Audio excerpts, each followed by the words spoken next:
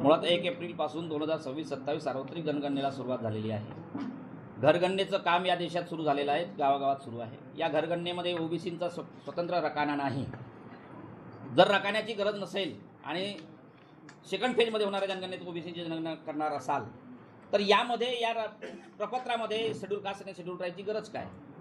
आणि जर रकान्याची गरज आहे तर ओबीसींचा स्वतंत्र रकाना असल्याशिवाय आम्ही घराची गिनतीसुद्धा होऊ देणार नाही। यापुढे जाऊन या जनगणनेत जर ओबीसींचं जातनिहाय जनगणना होत नसेल तर या सार्वत्रिक जनगणनेच्या विरोधात आम्ही आहोत। यावर बहिष्कार आमचा आहे। शासनाच्या विरोधात हे बहिष्कार सफल करण्यासाठी वाटेल ते परिणाम सहन करायला, कारण की शेवटची लढाई ओबीसींची आहे। कदाचित ही सार्वत्रिक शेवटची जनगणना सुद्धा असू शकते आणि म्हणून ही आमची सामाजिक जबाबदारी म्हणून ती जबाबदारी निभावणं, उद्या येणाऱ्या पिढीचं भवितव्य उद्ध्वस्त होत असताना ही लोक नालायक झोपलेली होती हा आरोप आमच्यावर येऊ नये आणि म्हणून ही जबाबदारी स्वीकारण्याचं काम आणि या जनगणनेवर बहिष्कार टाकण्याची घोषणा या अनुषंगाने आम्ही करत आहोत। आपण एक पत्र देखील दिलेलं आहे ग्रामपंचायतीनं, काय नेमकं त्याच्यात नमूद करण्यात आलं आहे? त्यामध्ये स्पष्ट म्हटलं की आपण समाजाचे जबाबदार जनप्रतिनिधी आहात। आपल्याकडून अपेक्षा आहेत की आपल्या सोबत जुळलेले जे समाजाचे घटक आहेत त्यांच्यापर्यंत या जनगणनेच्या अनुषंगाने जर आमचा रकाना नसेल तर आपण त्यामध्ये जागृती आणावी, बहिष्कारासाठी मदत करावं ही अपेक्षा व्यक्त केलेली आहे।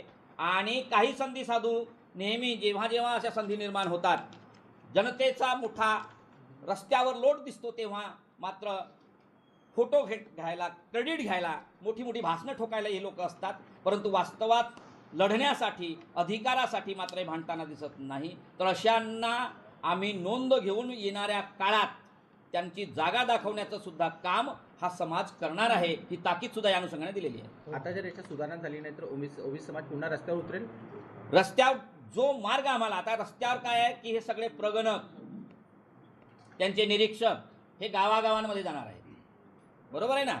हे रस्त्यावर येणार नाहीत। आम्हाला ही चळवळ, हा विरोध गावागावात, गल्ल्या गल्ल्यात आमचे कार्यकर्ते, जरी आमचे एका गावात 5-6 कार्यकर्ते असले तरी ते भरपूर आहेत आणि प्रत्येक गावांमध्ये असणारा 100% जवळपास समाज शेड्यूल कास्ट, शेड्यूल ट्राईब, ओबीसीचा आहे।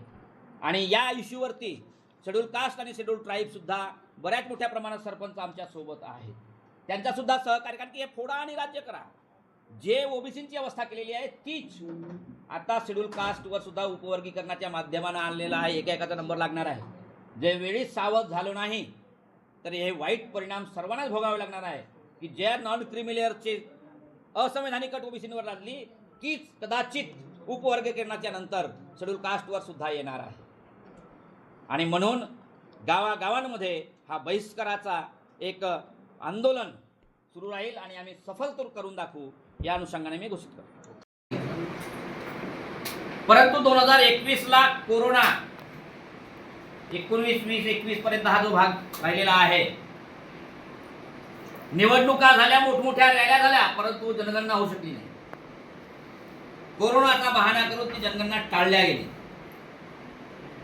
परंतु निरंतर ओबीसींचा चालणारा रेटा आणि आंदोलन इतर मागण्यांच्या सोबतच ही प्रमुख मागणी की या देशातील ओबीसींच्या समस्यांचं जर मूळ कोणतं असेल तर ती जनगणना आहे।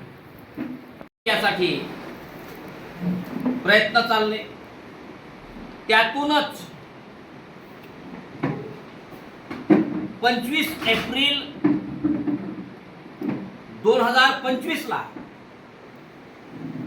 भारत सरकारच्या कैबिनेट मगर स्पष्ट होना चाहिए कि पॉलिटिकल रिजर्वेशन शेड्यूल कास्ट में किस कास्ट ने कितना लाभ लिया, सिर्फ नौकरी के रिजर्वेशन में ही किस कास्ट ने कितना लाभ लिया ये आपको दिख रहा है, मगर पॉलिटिकल रिजर्वेशन में किस कास्ट